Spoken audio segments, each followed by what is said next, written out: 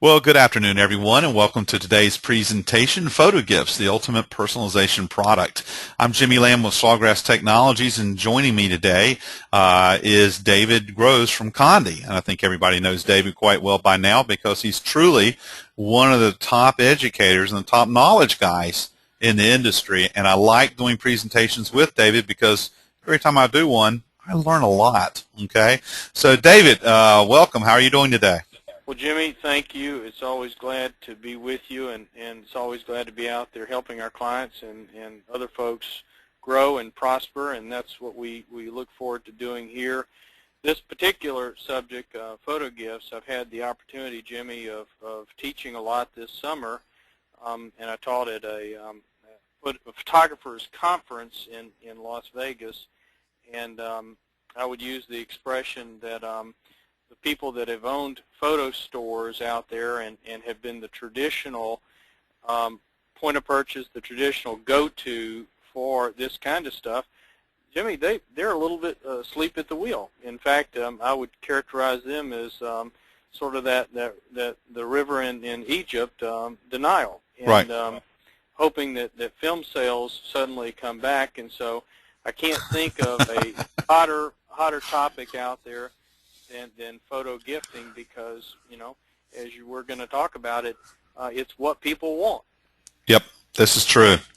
So before we launch into this, I just want everybody to be aware of audio is one way, which means you can hear us, but we can't hear you.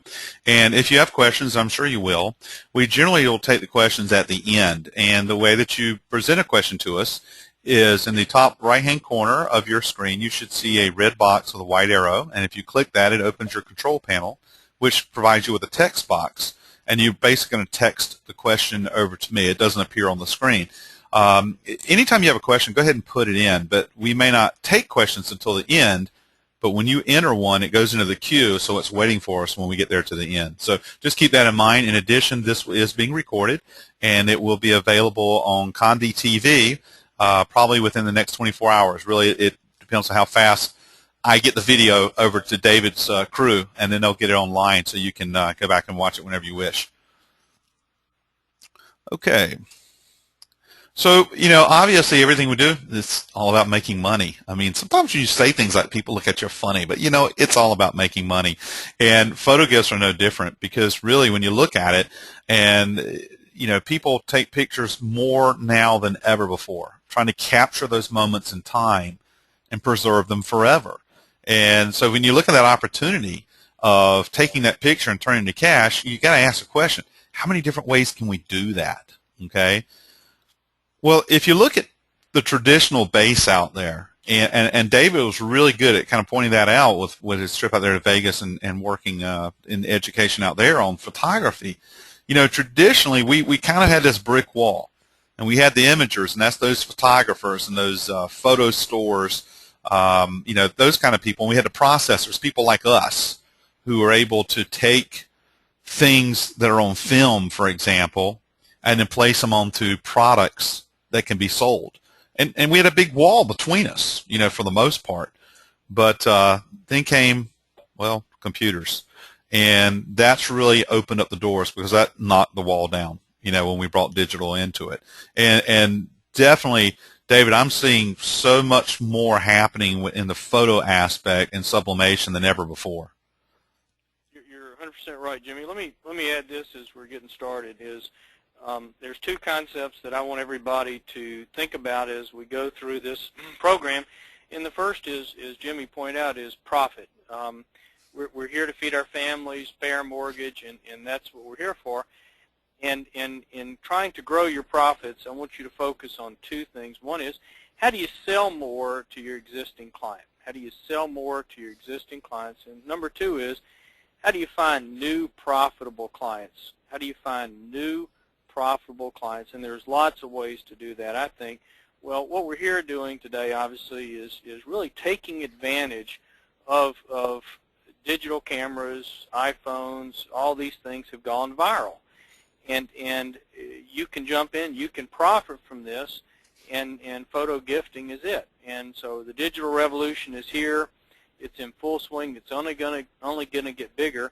And you need to be that go-to company, that go-to source for letting folks do high-value things with their images. And it's right before you. You just need to take advantage of it. Yeah, because when you look at it from the photographer's perspective, these guys, they take the picture and they sell you a print. But, from our perspective, unfortunately for them, everybody's got access to cameras. It doesn't mean they take as good a picture as a pro, okay? But, look how many people go down to Best Buy and they buy an SLR camera, but they have no idea to use it. But it looks good in their hands, okay? But, yes, everyone's taking pictures, and more the individual is taking control of taking the picture, but they still can't do what we do. And that's take that picture and turn it into something that's a totally different aspect than just putting it on Facebook or printing it out on paper, okay? Because we can put it on those substrates that capture things like the beginning of life. In fact, when I look at Photogifts, I see Photogifts as capturing 3 components of life: the beginning, the middle, and believe it or not, the end. And, and this is just sort of to get you thinking about what a photo gift is, because it's capturing a moment in life and preserving it forever. And we can preserve it far better with sublimation than someone can printing it out. If you think about that, people take printed pictures and put them in a desk drawer or in a photo album, you never see them again. But the things that are sublimated are put on shelves and looked at pretty much every single day. That's great. When I think of these photo gifts, I think of 3 things that relate to the value, how much it's worth, how much people are willing to pay for. One is, of course, how much the substrate itself, that mug that you're seeing on your screen now. Number 2 is the image that you're going to put on it. Are you putting just a photograph? Are you putting something that's really a nice high-value template, like a Father's Day template with a nice background? And then number 3 is, what is your selling environment? Are you selling at the flea market? Are you selling at a retail location? Selling on the web? Those kinds of things all roll up to determine how much your client, your consumer, is going to value this beginning of life, middle, or end product. Absolutely. And, down here in the bottom, there's one of those examples of what you're talking about. Daddy's a little girl. So it's not just the image. You took it to the next level by adding some personalization to it, which in turn raises the perceived value, which of course raises your potential margins. And then, of course, when we start looking at what takes place in life, from that beginning stage on, there are so many things that we want to capture. And again, as David was saying, a big part of it is taking that moment and not only capturing, but making it personal. Adding in that extra text or maybe some graphics or something that take it to the higher level. One of my favorites, I love the tiles. And you're not necessarily going to put the bride and groom on the tile, but there's lots of opportunities for tile. And when you think of what a tile costs versus what it does for you when you put it together like in a mural, I mean, there's a lot of margin in there, a lot. There is, Jimmy. The image, the product itself, what they're going to use it for. There's so many great opportunities from, for instance, dry erase products, putting photographs on that, displaying them near the phone, putting them on the refrigerator, turning into, other than just a precious keepsake, turning it into a functional product that you're going to use every day. There's just so many great ideas, so many niches that you can focus on. That's what makes this so much fun. Yeah, absolutely. Including the final one, the end of life commemoration, something we don't normally want to think about necessarily. But, I show this not to encourage you to go there, but to just show you other ideas that people have had and how they've turned them into, a profit potential. This is an example of what's called a casket cap panel, where basically the fabric's been sublimated and they have a picture of the person who's passed on, some type of background that represents maybe their life, and they've added personalization They've sublimated them to fabric. Essentially, the fabric is wrapped around a panel, which, believe it or not, many times is just cardboard that's been pre-cut to fit in this recessed area of the casket. The fabric's wrapped around it, taped on the back. Then they added double-sided tape, and the funeral director presses it in. Okay, well, I know a lot of times people are looking at it and say, "Boy, that's kind of, well, I don't know, whoa," you get a lot of reactions when you show people these kind of things. But the point being is, memorial products is another area. That's a niche, but I'm seeing some growth there where it doesn't have to be a casket cap panel. Many times we're just taking a picture of, this person that's passed on and memorialize them in a photo panel, So that's definitely another area that you may think about, when you're starting to look at where can I do something a little unique or something a little different. Yeah, Jimmy, there's so many things from things you and I have done and seminars on, for instance, pet products, focusing on what I call wholesale fulfillment, where you're focusing on high value, high profit markets like pet products. There's so many places that people are looking for a keepsake or something that displays a loved one, pet, and so forth. Just some good markets. There are some markets also that probably don't pay as much, but for instance, swimming versus football kind of stuff. Right. So you want to look at where mom and dad, where loved ones are, really looking for something that is a keepsake, something that they're willing to pay money for, and I think to some extent the rules of common sense sort of apply. Yep, I agree.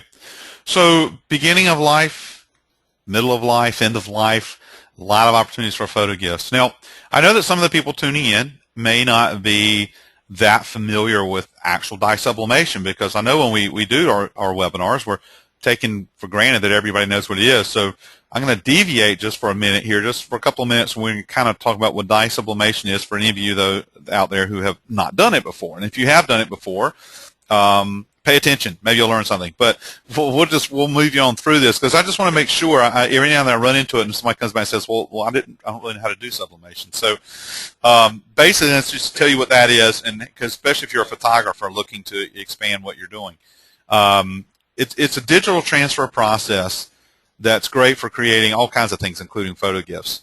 And it's simple, it's low cost, and provides stunning images. I mean, it really, truly does. You can do really good photorealistic images and easily get very nice markups out of it, depending on what the product is, what the market is.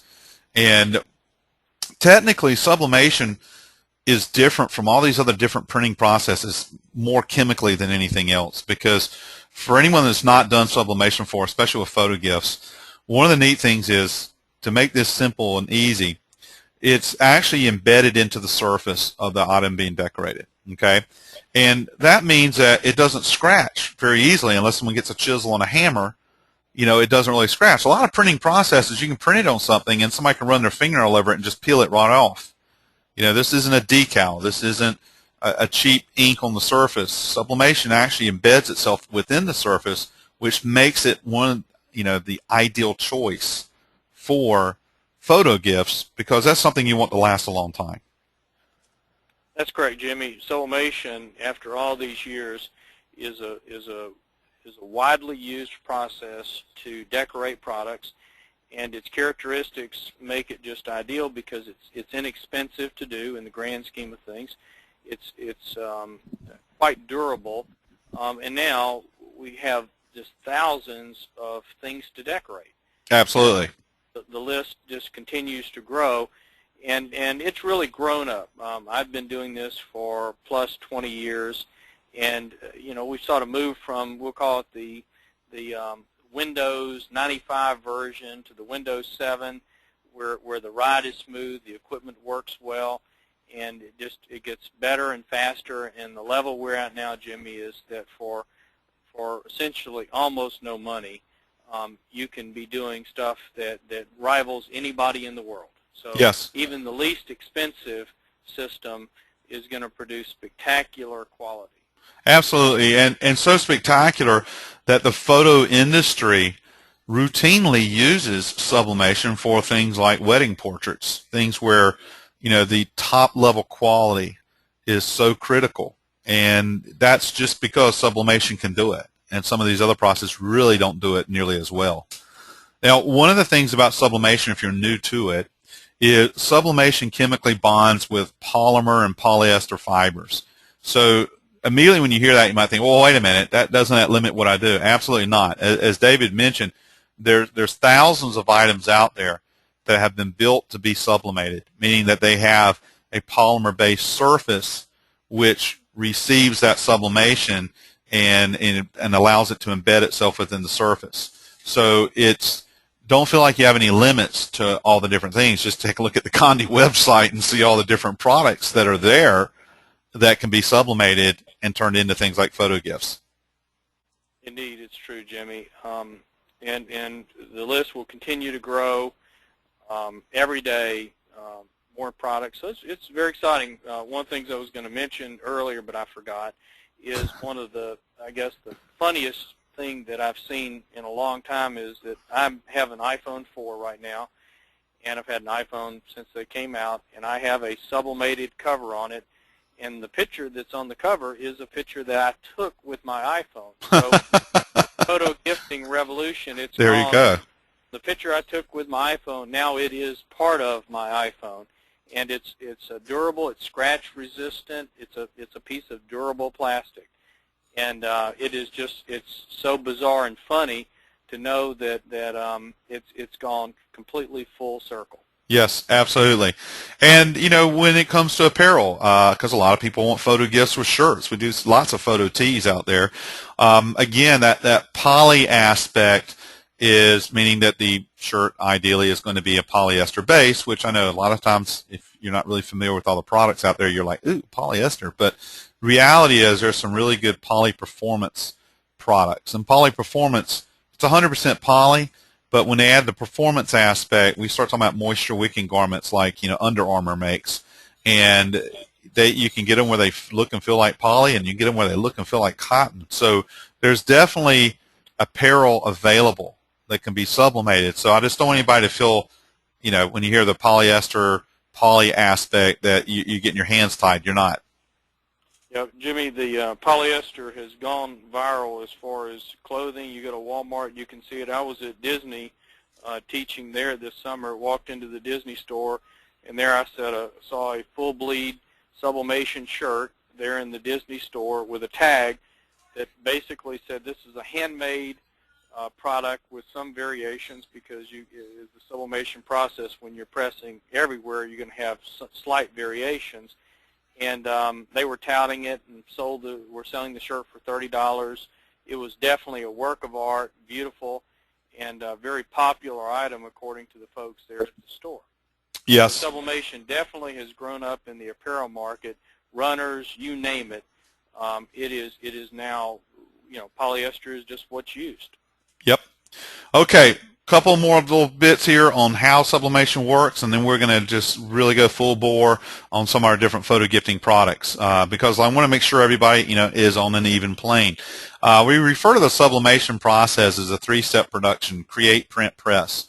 Basically, we're going to set something up on a computer. We're going to print it out using a printer with sublimation dies and transfer paper, and then we're going to apply it with heat to some type of product. So really and truly to me, when we're talking about photo gifts, the hardest part is taking the picture, getting the good quality picture. So basically, you take that image, however it's captured, and we're going to go in our computer using CorelDRAW, Photoshop, Illustrator, whatever, create that image and get it prepared to actually send it out to a printer. Pretty quick and easy in theory. And the key is having the high quality, high resolution artwork, okay? Because if you start a photo gift with really poor artwork, you're going to have a very poor photo gift. So you do want to make sure we got a decent image there. One of the things as we go through this, you're going to see some really unique looking items that have been used for photo gifts. And you might be wondering because a lot of those items are not rectangular in shape. And when you work with images in your graphics programs, they're what? They're a rectangle. And you start saying, how do I get that rectangle onto that round item? Like, let's say we're going to do a photo coaster. How do I get that rectangle to fit that coaster? Well, if you're using CorelDRAW, there's a function called Power Clip, which makes it really easy because the manufacturer provides a template in a vector format, and you're just going to combine that template with that image and use Power Clip, and it clips the image to fit the template. So it makes it, ready to go and be output and set up for that printer. With Photoshop, you can do it with layers. So it's not hard to do this because of all those resources. I mean, first of all, Condé is full of resources. They have videos on how to do everything there is known to mankind, I think, with sublimation. But on top of that, we have manufacturers who make these items to be decorated who will provide you with templates that you can use in your graphics program to speed up the process of mating it all up. Then we're going to print out using sublimation ink. Yeah, go ahead. Let me jump in here. The one of the missing links for really going hog wild, as we'd say in Alabama, with has been what I would say an online presence, where you could send your clients and they could sit down and they could design their own photo gifts, and it's necessary, by the way. It truly is necessary if you really want to grow and prosper. And we, in a very short time, will be unveiling a turnkey online presence for our clients, where you'll be able to buy for a very small sum of money an online web store with the products pre-populated with design templates for your clients to go to, upload their image, see what the product is going to look like, and then provide their payment information.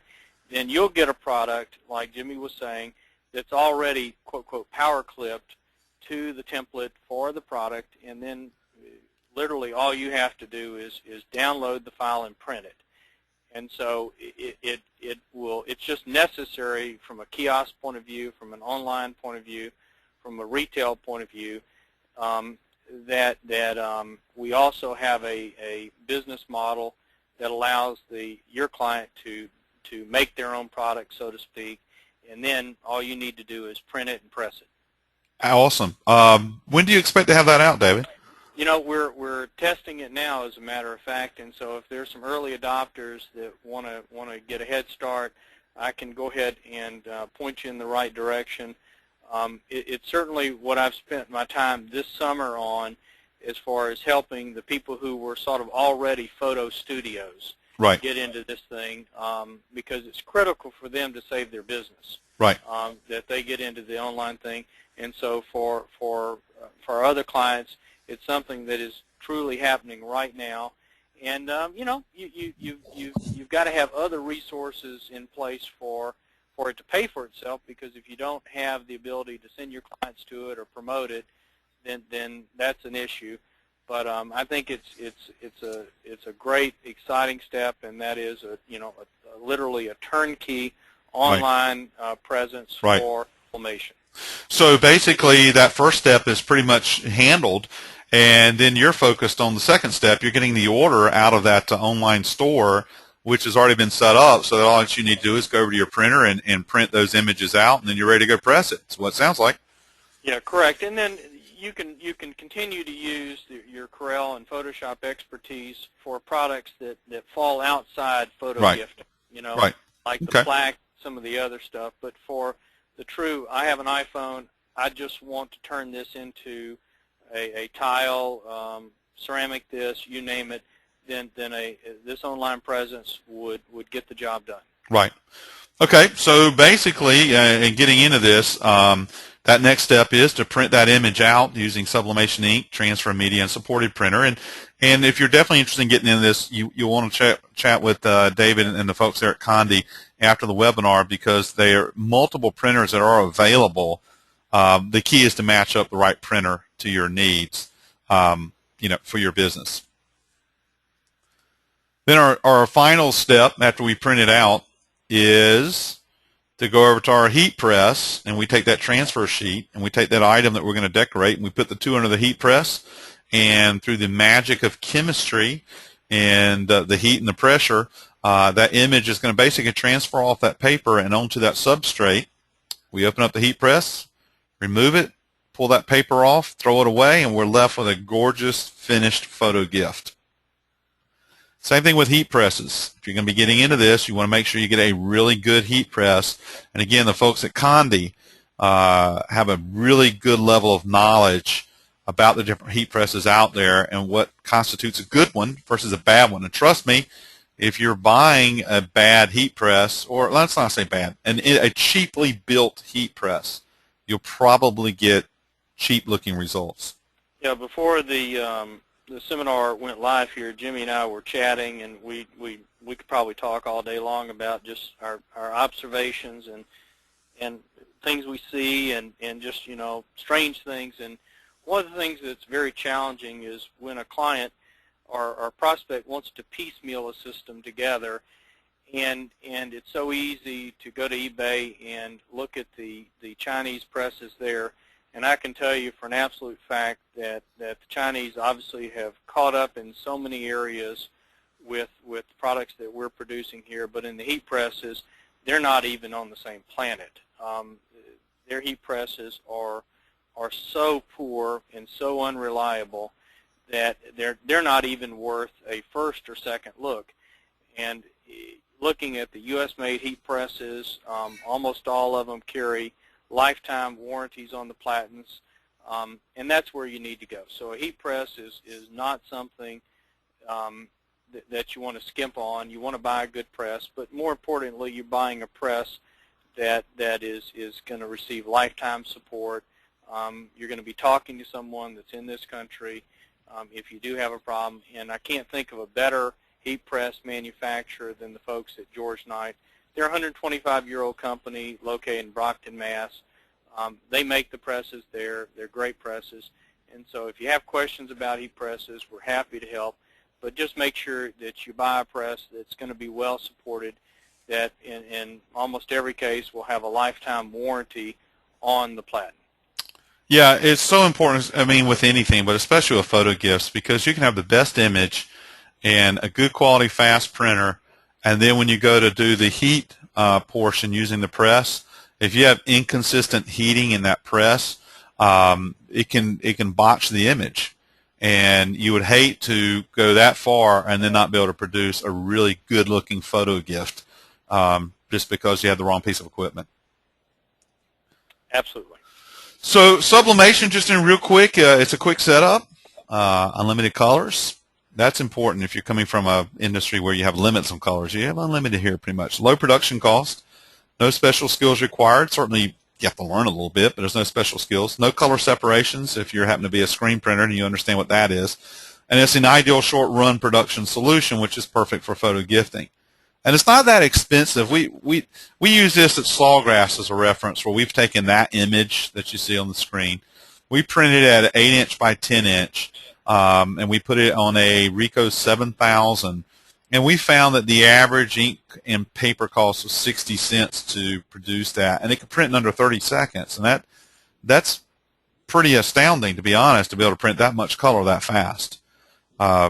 So it's important going forward to understand that your cost of production, as far as like inks and stuff, is very, very low with sublimation when we're doing photo gifts. Yeah, the costs, Jimmy, have fallen drastically, and the reliability up, and all the indicators just are really good for folks, and makes it a profitable business. But you still need to understand your cost, and if you look at CondéTV.com, I've put up a number of videos that allow you to ask the printer sort of what your beginning ink levels are, what your ending, so you can track a large print job or something that you're doing multiple ones. But it is very attractive, and there's just lots of little details, and those kinds of details. Ask the questions, document, and I have published 101 tips and tricks for sublimation success, and the first tip is document. Document your successes and failures, so you won't keep making the same one again. Right. And tracking your cost and understanding your waste, understanding your overhead, I know is things that Jimmy has talked a lot about in previous seminars. So those are very important, and just ask questions. You know, I like to joke, if you learn from your failures, then I must be a genius. So there, because I've made enough mistakes out there, if you know what I mean. Oh, okay. So let's get back specifically into Photogifts, and let's start off talking about some of the hard substrates out there, because there's all kinds of things that we can turn into Photogifts. And so the question becomes, what can you do with an image, a blank substrate, and some ink? Because remember, it's up to you to bring that image to life. Someone took it, but you got to bring it to life using the sublimation. So one of the first areas we'll look at is photo panels, which are designed specifically for photos, obviously, with a name like Photo Panels. But there's a variety of different types of photo panels out there with the easel backs, and you have some with sports themes, and we'll look more at those in just a minute. And you have the ability, as you can see, to personalize it or just let it stand for its own. And a lot of different sizes and formats. I mean, the sublimation process is the same regardless of which one we're doing, but we have a lot of different variations to fit a lot of different needs. Indeed, Jimmy. We've got stuff for the wall, stuff for a desk, stuff for a counter, different materials. In addition, one of the newer products in the photo panels is the Substrate, which is a piece of rock, if you will, that's been coated for sublimation, has a sort of a rustic look, and very substantial weight. Really has a good feel to it, and just great, for vacation pictures, for outdoor pictures, for those kind of just strong image stuff. So the number of things we have now, tremendous, and the both metal, the hardboard, and then the slate. Speaking of metal photo panels, I know that I've done a couple of photo shows over the last year, and I know that in the photo shows there was a tremendous amount of interest in the metal panels because, first of all, it's something different, but you can get some really interesting looks with it. And also, I've been hearing about trends, and it's so important to understand trends when you're going to go do your own sales and marketing. And there's a lot of trends with photography in general where people are not framing their images as much as they used to because people are more transient and they are investing in some type of photographic panels to put on the walls, but they realize every time they move or to repaint the room that the frame may not match the decor. And there's actually been a trend, especially in some of the bigger cities where people are living in more compact apartments and they're moving more often, trying to get into something bigger and whatnot, to want frameless pictures. And the metal panels have filled that need very well. Yeah, the photographers have fallen in love with what I call metal art, and it's really going well. It comes in a couple of finishes. It comes in white and silver. The folks at Unisub call the silver clear, and the clear almost has, which is in that upper left corner, I believe, that's example clear. If you look at it, especially at an angle, it seems to have a 3D look to it where it has depth. And it has a lot to do, I think, with the thickness of the coating, because the sublimation is sort of close to the surface of the coating. And then the light bounces off the back of the panel, and so your eyes are seeing two different versions of the same image, and it just looks gorgeous. At first, it was a little hard for me to deal with because being an engineer, hard-headed, I'm looking at the white saying, well, it doesn't look as good as it could. Right. The photographers and of course ultimately the person who purchased it, it has such a rich look to it, a valuable look, that metal art has just absolutely gone crazy. So I would recommend that everybody out there get them a couple of pieces of this so they can see it. And it's also available in a matte finish, which has the blue peel coat. That's how you know it's matte. And again, it's just a different dimension. And look, and for people like me, it just drives my mind sort of crazy because, it becomes just a matter of choice. Do you like the clear? Do you like the white? Right. Do you like the matte finish?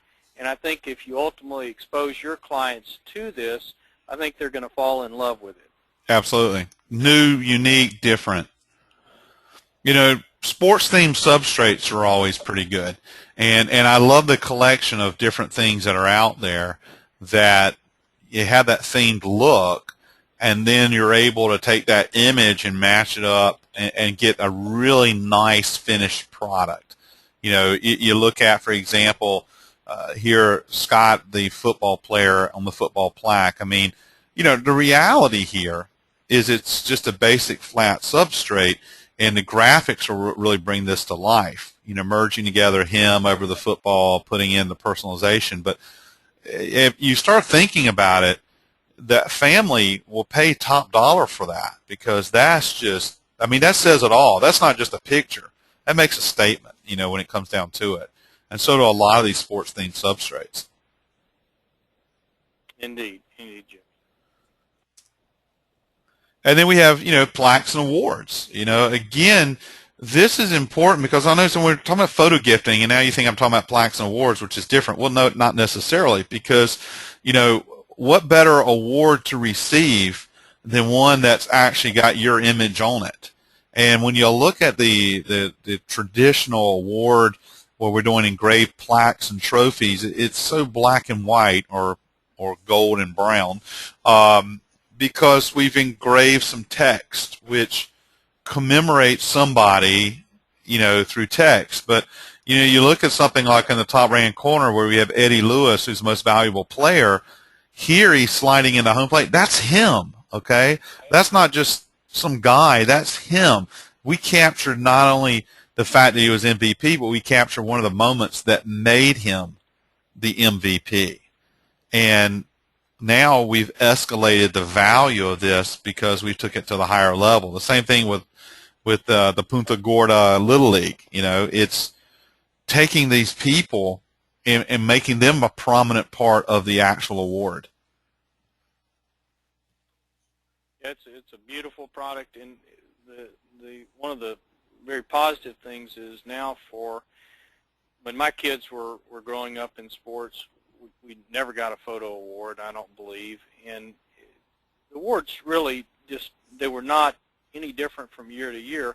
And now with some of the, like the Unisub Streamline Awards, you've got very inexpensive costing product that can be substituted for some of the mundane stuff. And I think really it really comes down to is getting to some of these teams early enough, finding out who the decision maker is, whether it's the right. team or the coach, and just giving them some fresh options, because they're all looking for value for really showing off, and they're not used to too many photo products. And so if you get in there early enough with bag tags, with some of the plaques, with just all the other products, I think there's bound to be something that's going to get them excited, and maybe there's an opportunity for you.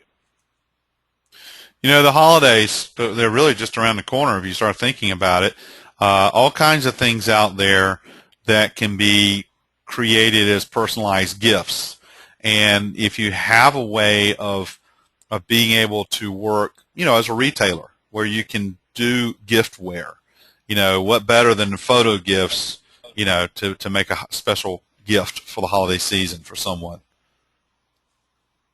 Indeed, and as Jimmy and I have talked about, one of the most exciting uses, I think, of holiday products is for fundraisers. On our Christmas tree, we have a bunch of photo ornaments, both the metal, Unisub, and FRP, and also the ceramics.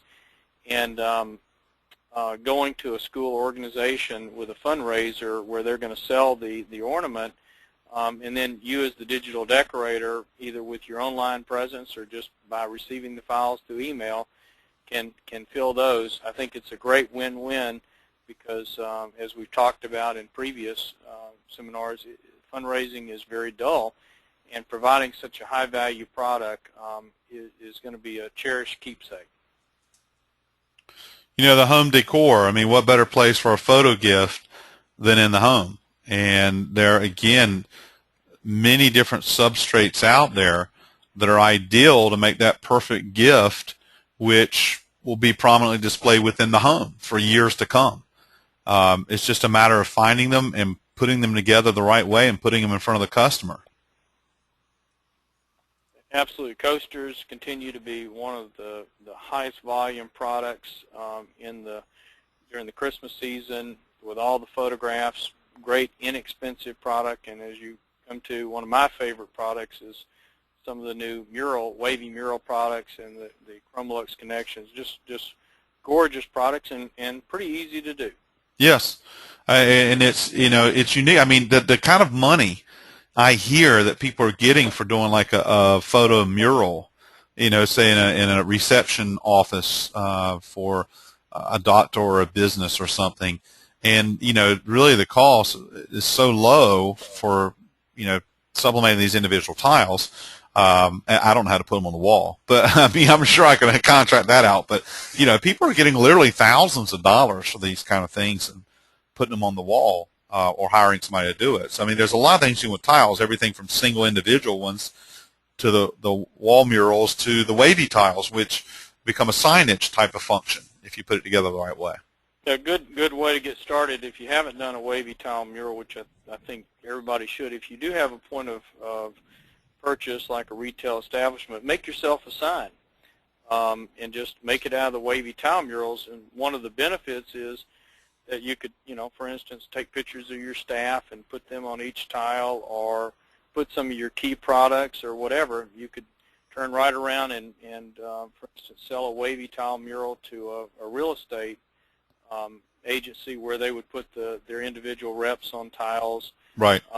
Even could put homes and things like that. So it's a very flexible product, and you can change your mind. You can change styles. You could add to it. You could do it as a fundraising wall for institution. And so just the ideas are just awesome ideas. Right. If for any of you who have never actually seen or touched one of these, each of those little panels there, you can just barely see it in the picture, but they have little rings basically that attach them together. So each panel comes apart separate. As David was saying, you can mix and match and change them around. It's as easy as it can be. It's not like it's permanently affixed to something. And they're hanging down, so they're kind of like they could. Theoretically, it could swing in the wind if you were in that situation, because they're what's the right word? Mobile, I guess you could say. They're not really mobile. It's almost like they're hinged so that they can move back and forth a little bit. Yeah, they're hooked together. One of the things for folks, if they want to, is go to our website and click on the client gallery, and that's where we allow anybody to upload images to share with folks of what products they've done. And you get a clue of the markets they're selling to. And I think we had a wavy tile mural some months ago, just completed the slate tile mural. But you can just pick up so many ideas about what others are doing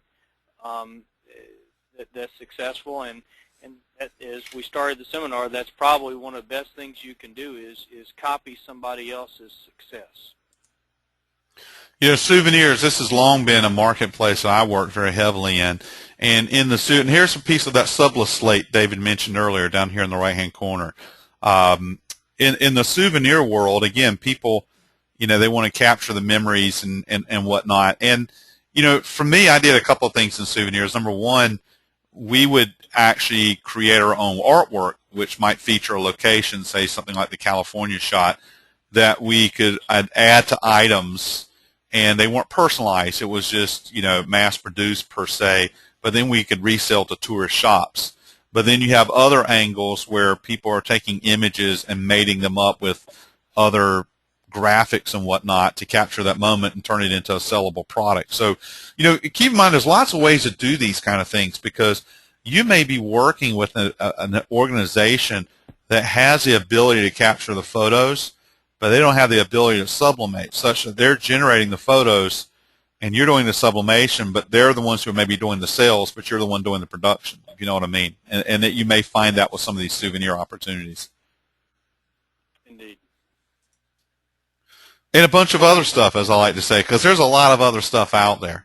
There's definitely the pet products, and there's signage and the dog tags and the charm bracelets. I mean, there's just a huge list of things that can be decorated and sold as profitable photo gifts. Yeah, as I mentioned in some of our early seminars, dog tags and also the wrist bracelets are one of my favorite products, because they're relatively inexpensive, and there's lots of great markets, like call on your local birthday party places, and sell them as party favors. gosh, just so many great ideas. Yep. Okay, so let's switch gears over to soft substrates. Those are all pretty much hard substrates. Soft goods are not limited to apparel, but apparel is probably a good place to start as any. We see a lot of photo gift work or photo work done on apparel because it becomes a walking billboard. And keep in mind, though, when we go into apparel, especially if you've already been doing a lot of hard substrates, there's a little bit more of a challenge in my mind when I'm doing apparel. And let me show you what I'm talking about. If you put a photo on a shirt, it looks like a photo on a shirt.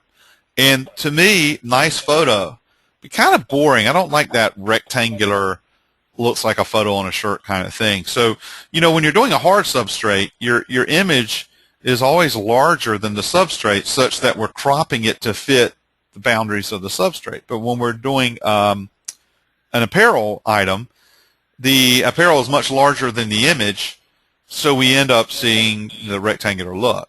So, but be creative here. I mean, bottom line, put some kind of border in your artwork to give it a little bit more custom look, because what's happening here is it's raising the perceived value. Just a photo on a shirt is only so much exciting.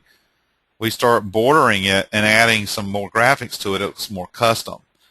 Another example, and this is a really great way to go when we're talking about working on large areas with small images. Again, we have the photo on the shirt, but if you're a Photoshop person, you've probably already learned how to do this trick, and that is get rid of that, excess background such that we've got the images looking much more custom, though I should have edited it a little bit more. But you understand where I'm going, and that's the point I want to make. When we start doing really big items, we may not be covering it from one side to the other, but we still got to make these images look really exciting. So some of these soft products out there, one of the ones I found very interesting was photo quilts, where some of these quilting groups were having sublimators sublimate images on the squares that are sewn into the quilt. And so you're just making the squares. You're not really making the quilt for them. They're doing all the sewing. But that becomes a very interesting angle in the photo gifting market. And there now obviously we have the throws that are paneled and without paneled, so that makes it very straightforward to do these products with minimum amount of effort. And you got almost a museum piece after you're finished. It's just a work of art. It's so beautiful and obviously going to be a timeless keepsake.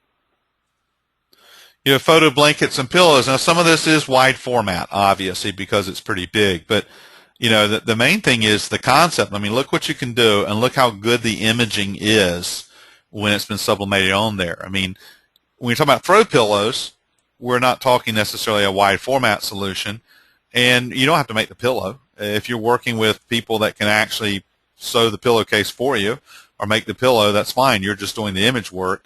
And you may run into something like this, or you may not, where you need somebody that you can contract your wide format out to that they can do for you. But again, look at all the creative things that are going on out there with photo gifting. In addition, one of the popular products out there on a fulfillment basis I've seen is what I call a stadium throw.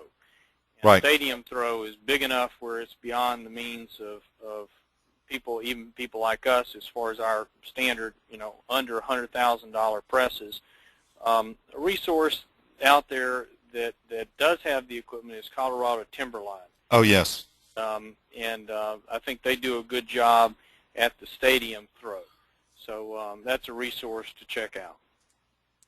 Flags and banners. We got all kinds of neat things. And again, I'm just showing you this more as an example, because down here you see like a trade show backdrop. But interestingly enough, a lot of our trade show backdrops and wraps and things now are sublimated. But more on the scale of what you can do, are the car flags.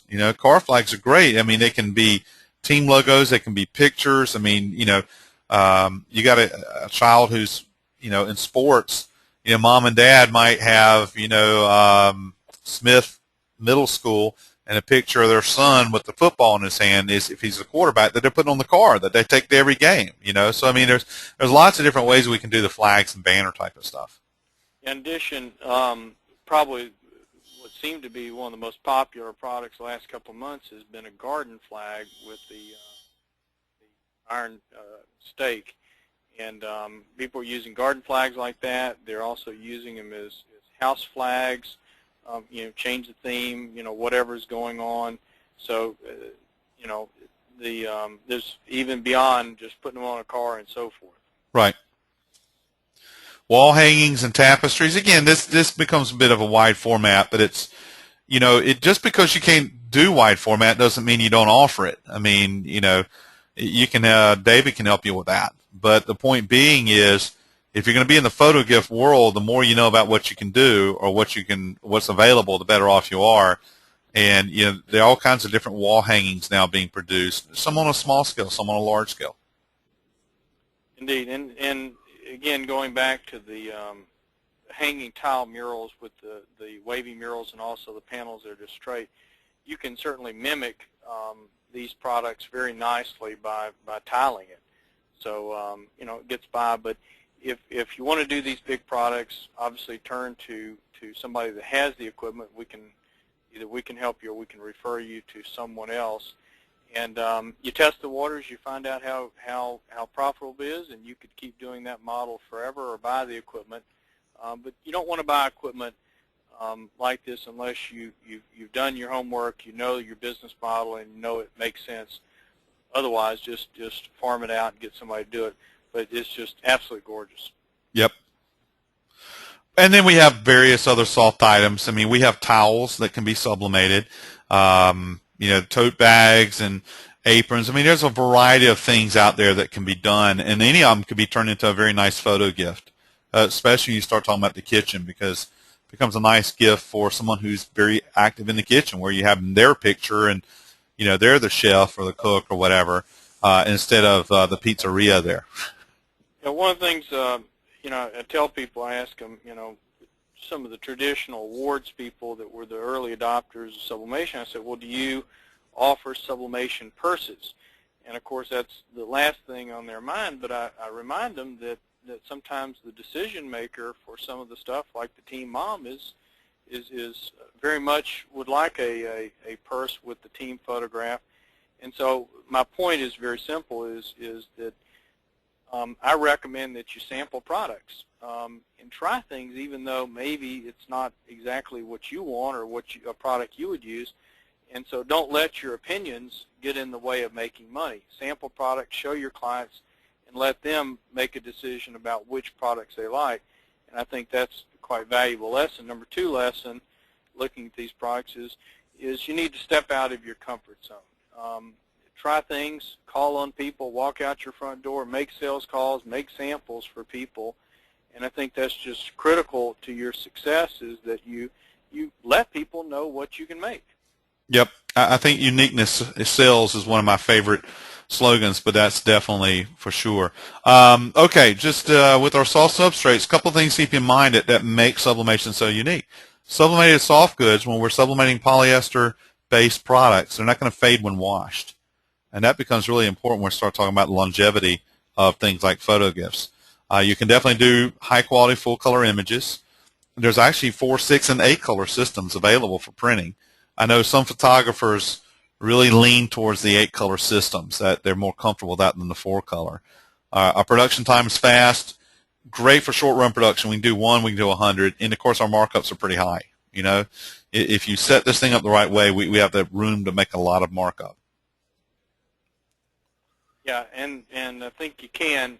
The point is that you want to. What I tell people to do is, when they're trying to figure out what to sell, who to sell, you tend to want to look at yourself, who you know, markets that you have some expertise in, and then you figure out what products to focus. And so, for instance, my oldest son is a fairly accomplished runner, and I'll ask him, and he'll say, well, here are the running clubs, organizations, here's how they work, here are the organizers, here are the races coming up, and so, for instance, if you're plugged into that, wow, you can do all sorts of unique things, and the innovation is just incredible. For instance, a client was saying that they're sublimating to the armbands, and they're putting their their anticipated splits. And I think I know what that means, but I'm not 100% certain. But the innovation is incredible. And for instance, now I was talking to my son. He said, we don't even want to wear bibs. We want it sublimated. We want our numbers sublimated on the shirt. Right. We don't want anything hanging off our shirt now. No I've been pin, hearing that. piece of paper. We want everything sublimated on the shirt. And then you just to throw one more wild curve at everybody, if you haven't been keeping up with what QR codes are, Love them. QR codes are the quick response codes that you're seeing appearing everywhere. Well, you can put those on stuff like apparel, on all your sublimated products that are intended to be viewed, say, by the public, and then you whip out your smartphone, you scan the QR code, it takes you to a website. Could be used especially for real estate opportunities, you name it. But the point is that's where innovation, that's where mirroring QR codes, mirroring all these other, almost social media kind of stuff, in sublimation, because it's a digital technology, it's on demand, you print it, it's there, it's permanent, you just really can do all sorts of fun and exciting things that as Jimmy was talking about, they make you unique. They add value to the product, and so you need to establish, in the case of photo gifting, as we've been talking about, you need to establish your company or whatever as the go-to company for taking these images and really making them into a valuable keepsake. Yep. Okay, so we're going to wrap up and go into our question and answer session. Quick wrap up on sublimated photo gifts and a couple of things for you to be thinking about. I think we've covered pretty much all this. They're easy to produce, new revenue streams, expand your marketing reach, and help set you apart from the competition. That's important. As I always say, the hardest part is taking the picture. As David was saying, he expand your product offerings and grow your comfort zone. Okay, it's exactly the types of things David's talking about. Some of these unique items here on the screen. Yeah, it's a matter of experimenting. You got the Sublimate up there. Love the product. You got photo balloons. Is that appropriate for the kind of client you're calling on? Do you know some florists that you can work with? Who knows? But if you're doing the same thing yesterday that you're doing today, said that wrong, but I know what you meant. the point is that you have to be growing and changing, trying new things. Some things are going to work. Some things you're going to learn from, and that's really the key to evolving. Like in this slide, you see the cell phone cover there at the bottom right is my daughter, taken with my phone, and she's wearing a little Mardi Gras costume. It's so much fun, so much excitement to do these neato new things to woo and wow your clients. But the bottom line is you need to first let them know that you do these kinds of things, and I think that can be a little challenging if you're a home-based business or whatever. Establishing a web presence for the photo gifting is probably a step in the right direction. But call us. Maybe we'll have a few useful ideas to help you. Yep. Okay, so I've put our emails up here on the screen for anybody that wants to contact us afterwards. And I'm going to switch over to the question-answer mode. I know that we already have some questions coming in, and we'll go ahead and take a few of those. Let's see. Let me open this up and take a look. Can you use regular photograph paper with gel sublimation inks? You want me to handle Sure, that? David, you can take that one. The answer is, I would say, maybe in an emergency, but otherwise, no. The reason is the sublimation papers are inexpensive, and they've been tuned all these 20 years to do a couple of things. One is to keep the image nice and crisp. We call that dot gain. And the other is to release the ink properly, and next would be not to be bothered by 400 degrees of heat. And so many years ago, people used the photo quality Epson papers, but that's probably just not the right thing to do nowadays, because the paper is relatively inexpensive, and it's certainly been tuned all these years. In the case of the gel inks, we have two papers, the Dytrans paper and the TexPrint R. I favor the TexPrint R for soft substrates, the Dytrans paper for hard substrates. In the case of glass and the slate, which are hard substrates, I lean towards the TexPrint papers for those. We have complete instructions, good videos, and welcome your feedback about your experience. But that's what I would recommend. Okay. Next question. Where would I start with pricing something such as the casket commemoration? That is, when I've seen this offered in funeral homes, I've seen a price range from about $250 to $350. Now, that takes into account the markup from the funeral home, too. So you're talking about something that's probably going to be a several dollars worth of ink because it is a little bit larger, but the materials are fairly inexpensive on this. So, that's one of the things, what I would do is just look and see if you can, come across some funeral pricing and see what they're charging retail, because there's a pretty big markup in there. Someone's getting it. Hopefully you would be getting it as well, but that's one of the starting points. Another is keep in mind that it's not predominantly done. So it's something that's still fairly new, and explore the waters. David talks a lot about exploring the waters. But, visit a funeral home, talk to a funeral director about some commemoration type of products that they can offer to their clientele that you can produce on very short notice. And then you can kind of work it from there, kind of fill them out a little bit, and maybe they'll help you also figure out where to go with the pricing. My gut feel would be that a panel like that Jimmy showed in the presentation, probably that's a $300 product. It could go as high as a $500 product because you're putting in a fair amount of design time to get the background in that. You may give as much as 30 to 50% of that selling price as compensation to the funeral home for doing their work to it. But to me, I probably wouldn't be interested in selling that, as far as my money, selling that for less than, say, $150, and I would be really wanting to make more money than that. Again, it's the selling environment, which you got a captive funeral market selling environment. You've got wholesale fulfillment, so they're going to have to profit from your work.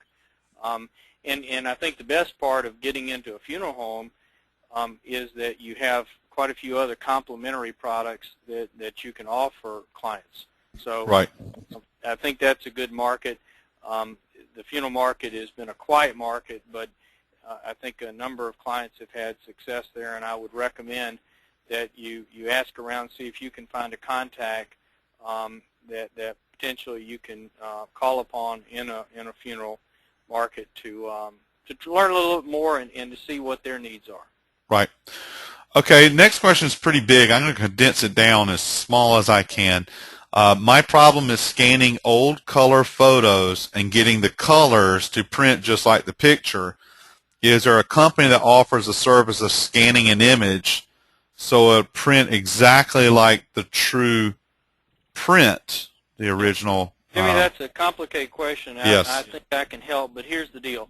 Some people would say, yes, I want it printed exactly like the photograph, but the photograph may have faded, and so first you need to clarify, do you want it like the original before it faded, or do you like it like it's faded?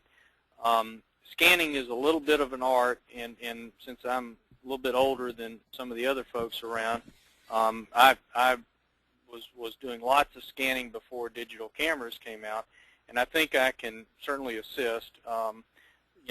First is a good scanner. Like, I prefer Epson brand scanners. Go to Epson.com and buy what your budget allows. Even the least expensive scanner is going to work. You need Photoshop, and then basically some quick lessons on how to use image adjust levels. I think that's a key feature there in that. But I think you can do a very respectable job with just learning a few tools, especially image adjust levels. And you're welcome to call us, and we'll be glad to assist. But you need to clarify up front, are you trying to duplicate the photograph? Are you trying to sort of figure out what it looked like before it may be in poor condition? I restored a photograph for my dad that was, he was a ball turret gunner in World War II on a B-17, and he had a very faded photograph. And I restored the photograph and then showed my parents, and they said, well, that's not what we want. We want the faded photograph. And I go, well, okay, you know. And so I made an upfront planning mistake and went back and was able to you know, go back to my original adjustments where it looked quite respectable. So I don't think you'll have too much problem. One thing real quick to remember is if it's a black and white photograph, after you do a scan, you do want to throw away the color data. But for printing purposes, you need to convert it to an RGB so that it will be handled properly by Photoshop and Corel in the color management. We cannot print a black and white photograph properly. It's going to turn out with a strange green tint or something else. So it does need to be converted to an RGB, and I have a few videos, instructions, but you're welcome to call. Okay, here's an interesting comment. Chinese heat presses are good for putting a crease in jeans. I know this for a fact. I like that. Okay, so if you're buying a Chinese heat press, it's good for pressing your clothes, and that's about it. Yeah, so here's a clarification. When we were talking about the cost of that 8-inch by 10-inch image for sublimation, it was 60 cents for the ink and paper. Okay, that's what the 60 cents reference was, and that was done on a Ricoh 7000. It could be different on different printers. And that image could vary too. So yeah, when I did all my testing 3 years ago on the 7000, and the prices, by the way, from our friends at Sawgrass are still the same after 3 years. And I calculated that if you filled up a letter-sized piece of paper, pretty much maximum coverage, that was actually calculated to be about 46 cents in ink cost, and then you add, you know, a certain amount for paper. Could be, I forget how much paper costs, so please forgive me, but it's whatever it is, and that was your cost. And so I found it to be quite refreshing, because that turned out to be about half of what folks were paying with, say, their Epson, you know, 4800, 4880. Yep. Okay, David, this one's for you. Would it be possible to use the online store you mentioned to have a customer send their children's artwork online and then to have it set up for FRP ornaments? Say that again, Jimmy. I'm sorry. That's okay. With the online store product that you're testing right now, yes, they would be interested to know is if a customer could go to that website, send in children's artwork, and then have it set up to go on an FRP ornament. Yes, it's that would be you know, exactly what it's for. Okay, excellent. Okay, let's see. We have. Okay, someone was asking when you mentioned the stadium throws about who the company was. It's Colorado Timberline. Colorado Timberline. I don't know their website, but they're a very innovative company and focus on a couple of different decorating technologies. And I know they do a good job with sublimation, have big printers and a big heat press. Question here is, what kind of equipment do I need to print QR codes? Anything that will print, to be honest, because a QR code is just a graphic. There's nothing at all special right. as far as for codes. If you go to Google, first you've got to get a QR code. Yep. And all a code is you go to one of these websites, you type in the website that you want the QR code to go to, and it generates the QR code. It's not like a traditional barcode that needs to be registered with UPC or something. It just, you type in the website, it generates the QR code for you, and then you do a cut and paste of the QR code into your artwork. It is literally that simple. And you know, if you've got a smartphone, you'll be able to immediately test it, verify it works. I actually did a video that should be up like tomorrow on QR codes, just showing how easy it was to do. So it's a great thing. I think right now QR codes, Jimmy, are probably probably being overused, and then we'll settle down for uses, good uses of it. But the way the young folks do things with their cell phone, who knows, if there's really any kind of limit to what they're good for. But certainly I've had a lot of fun just stopping the car and scanning a QR code, Yep. a real estate sign in the yard, just to say I did it, and it went to the web page immediately where that house was. So they do serve purposes. Signing up for a contest, putting QR code. Who knows what they're ultimately gonna work out for? But bottom line is it's free and it's easy. Yes. Okay. Any tips for printing dark colors? They tend to blur a lot, even when I'm following the recommended instructions. Jimmy, I'd probably need additional information on that one because Yeah, I think so too. It doesn't fit. Really, we'll call it a known issue or a known situation. It depends on the substrate. If you overheat substrates, they tend to have what's called dye migration. The dye moves around a little bit. But, we would just start by just finding out, okay, what paper you're using, what are you transferring to, what's your time, temperature, your technique, what program you're printing from. Just those kinds of questions to try to isolate the issue a little bit more. Yeah, it's like that with anything. Color management is an area that sometimes requires more than just, wishing. I mean, it really, as I tell people that your printer, it's never the output that's wrong, it's the input that's wrong. I mean, the printer only prints what we tell it to print. So what that means is a lot of times we have to look at some artwork, especially with photos, and we may need to go in and adjust some of the artwork before we actually send it to the printer. And, it's not as simple as what you see on the screen is what's going to print out on the other end. And, there's a lot of people who spend a lot of time, building their own profiles and color palettes and whatever to, really improve the color pop that they're getting. In addition, if you're having problems, sometimes there can be a technical problem, and it's best to start with, your technical support representative and explain all the points. Just like David said, there can be multiple things that can cause a color issue, and rather than you sitting there and wasting a lot of ink trying to figure it out, pick up the phone and call for help. And I think the good news, Jimmy, is that in the typical iPhones, smartphones that have nice cameras, I got to tell you, they take great pictures, and they're just so easy to sublimate. It's just amazing. So it's your job out there to let people know you can do this. For instance, I try to eat lunch with my parents, 1 or 2 days a week, and they're old, but I have my iPhone and I set up their computer, so when I walk in the door, I can whip out my iPhone, I'll show them new pictures, and I just push the button and it comes out on their printer, and I hand it right to them, and they're just gorgeous. Yep.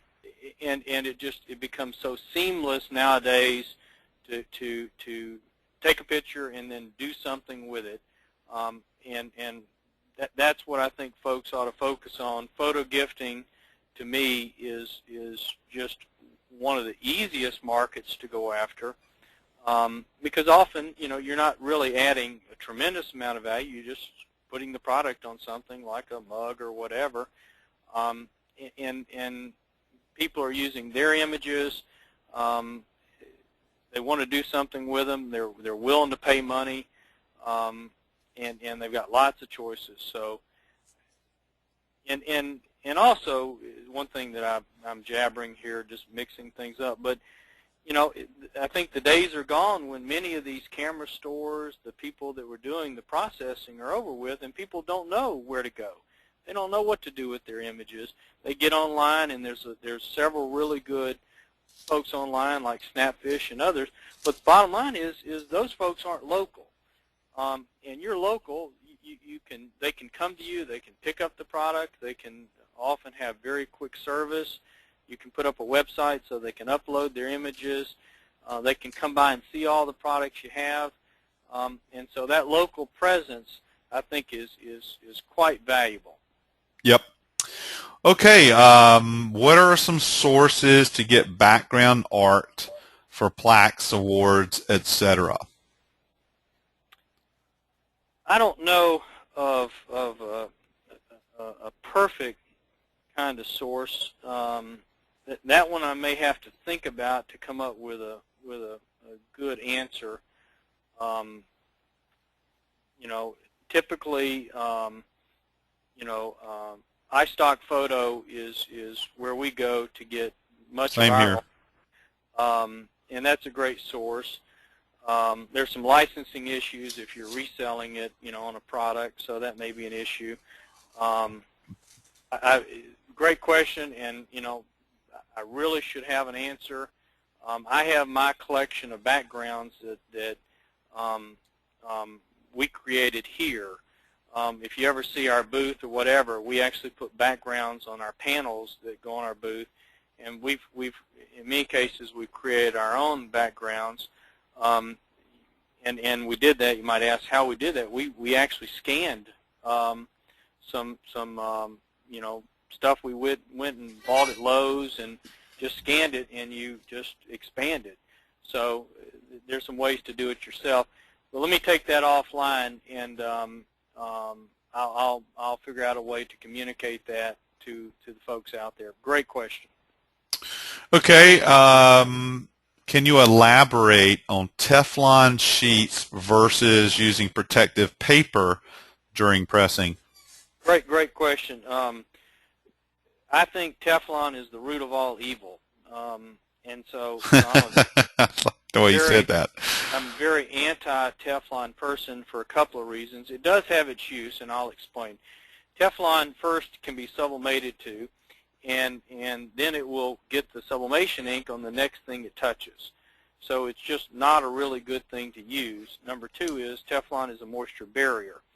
And so if you're using Teflon, for instance, on top, you're actually trapping steam, and that can cause transfer issues and does cause transfer issues. And so I think protective paper is better because you can go to Sam's Club, buy you a big roll of uncoated white butcher paper, and tear off what you need and put it on top and bottom. And so there's only two products that I can think of that I use Teflon with. Number one is I use it with the mates materials because you want to put Teflon on the bottom, put your mates materials face up, transfer face down, because that adhesive leaches out from the sides, and if you didn't have Teflon, it would stick to whatever was on the bottom. It would be really bad. Number two product is the sublimatable patches because it has a heat-activated adhesive on the back. You put it on the Teflon so when the adhesive activates, it doesn't stick, and then when it cools down, it's unactivated. So those are the two products. Now, I don't have a problem with you putting a piece of Teflon on the bottom pad of your press, so long as you put uncoated white butcher paper or whatever cheap paper you want to use on top of it. So again, I've just had a fair number of early bad experiences, many years ago with Teflon, to the point where I don't think it's something that we need, okay? And it simply gets in the way, and it can cause all sorts of problems. So I hope that answered your question.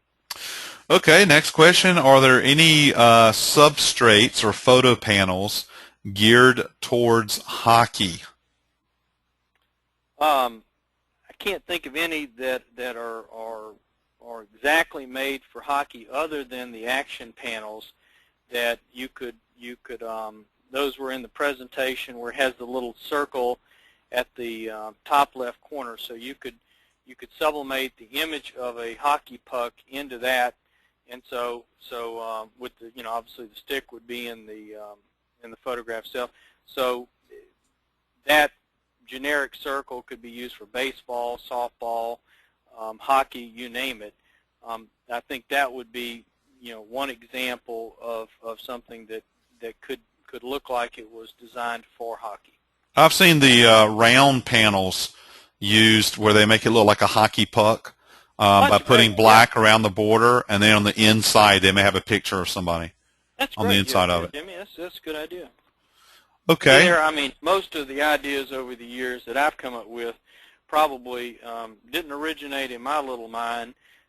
They came from clients saying, this is what works for me, and just a great resource. Again, in the image gallery, you'll see a lot of it. Also on our blogs, fair number of, I think, good ideas there as well. Okay. There's several different questions coming in about your online store service, and what I would suggest is that for more information, simply contact David, because your sales rep, if you have a sales rep here, would be a starting point. Again, it's a slow rollout at this point in time, but it definitely is moving. And also, if you have an extreme focus in this area, then let me give you a website to go check out, and that is ipiphoto.com. ipiphoto.com. They are the organization that I have been teaching at for some time, taught this summer, and they have tremendous resources now set up for photo gifting. That's what they call it, and that method would, even if you really wanted to go fast, that method would even be faster, because we have worked with them on the program, and the program is actually finished. It's a finished program for their organization, and so if you want to call me, we can talk. I can explain what IPI is. Essentially, it's sort of an organization to keep these photo shops, photo finishers in business. That's what it's there for. And those folks are in survival mode, as I mentioned earlier. And the program that we're part of with IPI Photo is unbelievable. It's just very exciting, relatively low cost, and ultimately we're going to bring a good portion of that to our clients. excellent. Okay, well, I think with that we're going to wrap up. I know there's some questions still coming in, but if you just direct your questions to your sales rep at Condé or to myself, we'll get some answers for you, because there's a few things. I know there's some things about the casket inserts and all. Send that to me. I'll be glad to help you out on that. But being that it is now 4:30 Central, 5:30 Eastern, I think we're going to go ahead and wrap up. And after this is done, I'll be working on the video, and probably tomorrow morning I'll have the video of this presentation over to Condé, and then Condé's going to put it up on their Well, Jimmy, let me thank Condé TV. everybody for taking time out of their busy schedule to listen and see our slides, and we hope it's been valuable. Please give us your feedback, and because your success is what we're here for. And Jimmy, again, thank you for your talents and your dedication, and look forward to the next one. Well, thank you, David, because as always, every time I work with you, I learn more. So it was a great session for me as well. So, okay, so thanks for coming in, everybody, and we'll see you next time. Bye. Take care. Thank you.